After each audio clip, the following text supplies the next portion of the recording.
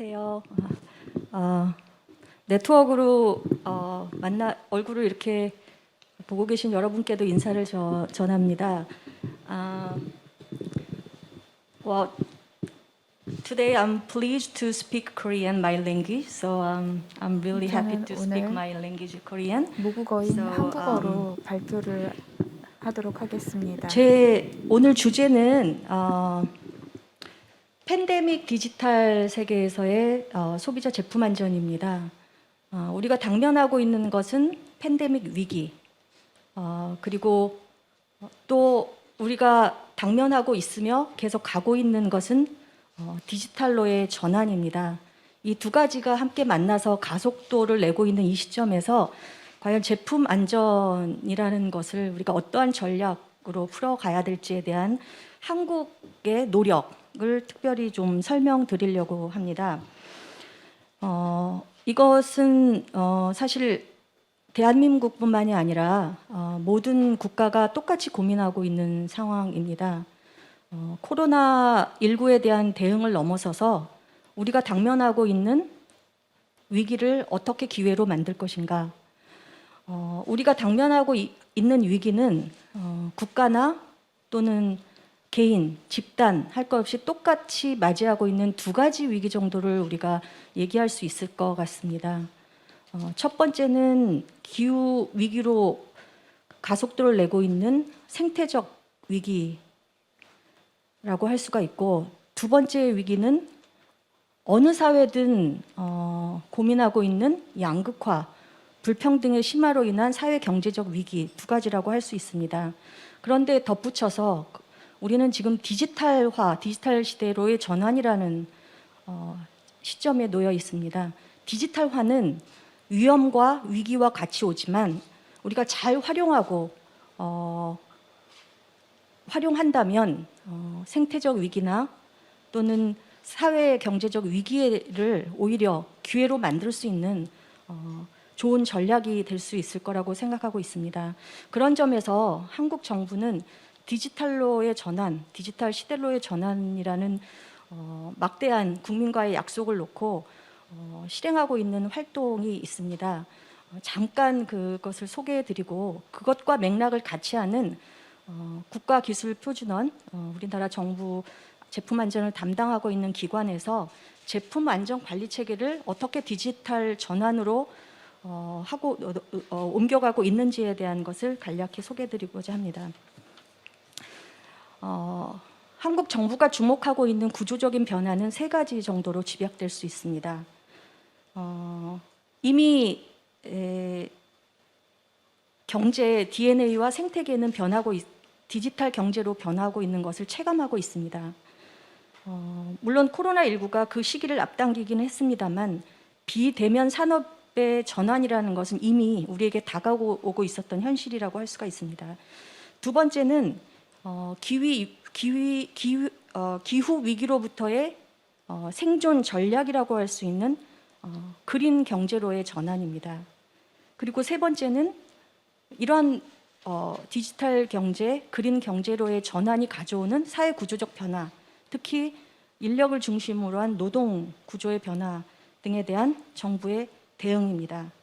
이 세 가지 노력을 담아서 대한민국의 정부는 국민에게 뉴 딜, 그야말로 국가의 새로운 약속을 2020년 7월에 발표하게 됩니다. 말 그대로 Great Transformation, 대전환을 위한 국가 전략을 발표하게 되는데요. 이것 또한 세 가지 맥락입니다. 디지털 전환에 대한 국민과의 새로운 약속, 그린 경제로의 새로운 전환에 대한 국민과의 약속, 그리고 강화된 사회 안전망입니다. 빌 게이츠의 글을 넣었는데요. 지금 코로나19에 대한 방역 대응은 어느 나라나 열심히 하고 있고 한국 정부는 꽤 선전하고 있다고 생각을 합니다. 아직까지는 코로나19에 대한 대응은 우리의 지혜, 우리가 가지고 있는 기술, 우리의 노력으로 어느 정도 대응하고 있지만 기후 변화에 대한 위기는 속수무책으로 우리가 당할 수밖에 없다는 점은 우리 모두가 다 생각하고 있는 점이라고 생각합니다. 중요한 것은 이런 그 뉴딜 대전환의 전제는 반드시 안전과 함께 안전 보장이라는 소비자의 안전 보장이라는 것과 함께 와야 된다는 것입니다. 그래서 국가기술표준원에서 다른 모든 부처와 합동 협의를 통해서 제4차 제품 안전 기본 계획을 2020년에 실행하고 있습니다. 여기에는 굉장히 많은 그 제품 안전 관리에 대한 활동이 들어 있습니다만은 여기에서는 제품 안전 관리에서의 디지털 전환을 어떻게 꾀하고 있는지를 몇 가지 소개하고자 합니다.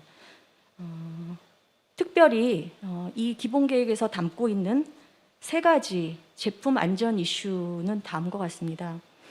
아까 호주에서 매튜 미스터 나티도 말씀하셨는데 온라인 쇼핑 또는 뭐 전자상거래의 비중이 어느 나라든 매우 높아지고 있는데 사실 그 규모로 치면은 지금 세계 1위는 물론 중국인데 리테일 마켓에서의 쉐어로 치면은 대한민국이 27%에 이르러서 전 세계에서 1위를 차지하고 있습니다. 그렇게 폭발적으로 급증을 하고 있고 특히 온라인 쇼핑 안에서도 해외 직접 소비자가 구매한다거나 구매 대행을 이용하는 형태의 구매가 늘고 있습니다. 호주도 온라인 거래에서 약 68% 정도가 안전하지 않은 제품이어서 리콜되거나 기준을 위반한다고 아까 말씀하셨는데 한국은 구매 대행으로 소비자들이 사는 제품의 약 70% 정도가 안전 기준을 위반한다는 데이터도 있습니다. 그래서 가장 당면하고 있는 챌린지라고 할 수가 있고요. 두 번째는 한국 소비자가 쓰는 제품, 한국 소비자뿐만이 아닙니다만 제품의 유형이 바뀌고 제품의 특성이 바뀌고 소비의 유형이 달라지고 있습니다. 무선화되고 로봇 기능을 가지고 있고 공유하고 있는 그래서 우리가 가지고 있던 제조물 책임에 대한 거라든가 제품 안전 관리의 기술로는 해결할 수 없는 많은 제품 안전 이슈에 부딪히게 됩니다. 예를 들어서 무선으로 된 자동차인데 공유된 자동차를 쓴다고 했을 때 뭐 휴먼 팩터라든가 아니면 윤리적인 문제라든가 우리는 새로운 프로덕트 릴라이어빌리티에 대한 이슈에 당면하게 됩니다. 그런 점이 우리가 당면한 안전관리에 있어서 중요한 이슈가 되겠고요. 세 번째는 융복합 제품과 서비스가 다양한 서비스와 제품이 융복합되고 있는 이슈가 있습니다. 그래서 첫 번째 도입하고 있는 디지털 전환으로의 시스템은 RPA 시스템입니다. 로보틱 프로세스 오토메이션 시스템이라고 하는데요. 온라인상에서 자동으로 로봇이 자동으로 허위 과대 표시라든가 KC 마크의 점검을 하는 거죠. 여러 데이터베이스를 이용하고 비주얼 어플리케이션을 활용해서 그 잘못된 표시, 가짜 표시라든가 이걸 자동으로 점검해내고 있는 시스템입니다. 그래서 아주 빠른 속도로 아주 높은 정확도로 온라인에서 제품을 구매하는 소비자의 안전을 확보할 수 있는 시스템이라고 생각을 하고 있습니다. 두 번째는 포인트 오브 세일 블락킹 시스템입니다. 언세이프 프로덕트 스크리닝 시스템이라고도 하는데요. 이거는 GTIN 넘버, 바코드 GTIN 넘버를 기본으로 하는데 소비자가 온라인에서건 또는 특히 오프라인에서 현장에서 구매하는 시점에서 리콜된 제품을 포스 시스템을 이용해서 차단해 주는 것입니다. 사실 안전한 제품만 생산하자가 가장 기본 강령이겠죠. 기본 원칙이겠죠. 그러나 두 번째, 안전한 제품만 시장에 나올 수 없다면 안전하지 않은 제품으로부터 소비자 노출을 최소화하자는 것이 저는 한국 정부의 제품 안전 정책의 원칙이라고 생각을 합니다. 포스 블락킹 시스템은 온라인, 오프라인을 다 망라하고 있고 2019년 현재 17만 개의 그 매장이 이 시스템에 연결돼 있는 것으로 알고 있습니다. 세 번째는 비대면 산업화, 비대면 경제에 걸맞는 언택 KC 시스템입니다. 코리아 인증 제도의 디지털 전환이죠.